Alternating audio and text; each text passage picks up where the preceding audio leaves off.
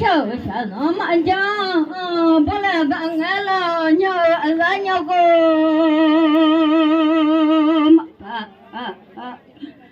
bố là gặng thôi chỉ sắp ra mà nhớ chứ thật trời anh nhớ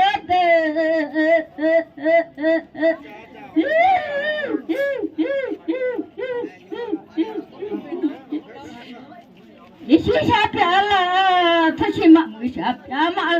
nhớ là em nhà thôi chỉ là mà lo cả mày thôi chỉ nhớ chứ ngã mà hồ âm ấp đi suy mà họ đã cùng là thôi chỉ mà họ đã mặc cô chỉ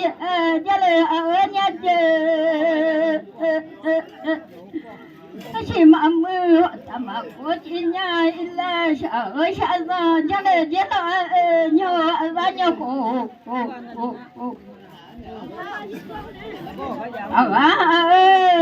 lên trên mầm ngủ chạy lên mà thi cái mà chỉ lên nhà gì là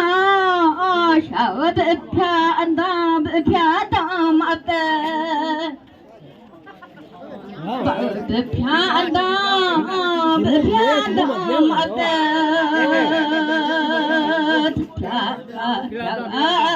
mà chết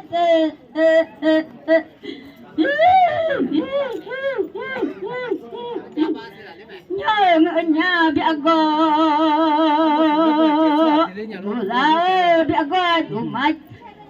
thì có tôi là chết lo thật trời như anh gì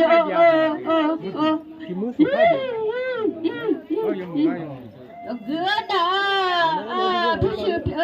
mà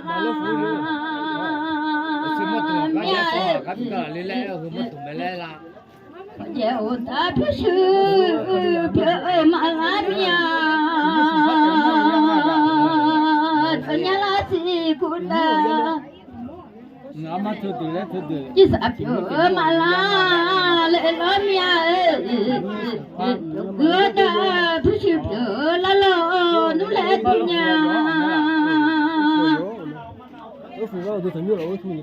phần dẻo ta thứ sự là lo anh nu cho cái phần dẻo ta thứ sự anh nu phải nhà nhớ gì cũng đã chỉ sắp là lo anh nu cho nhớ gì cũng đã chỉ sắp nu phải nhà mà anh như sao cho đi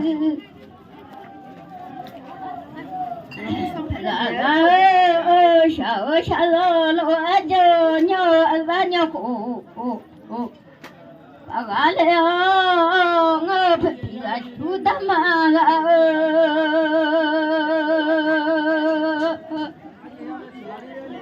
nói gì chú cái lỗ trong sao gì mà nhảy lên lúc sao gì mà nhảy lên cho ta mà chỉ để mỗi lệ vậy tôi lỗ nhua lệ sao gì mà nhảy lên lúc tôi mà để mỗi lệ mà đi làm mà phải nhầm này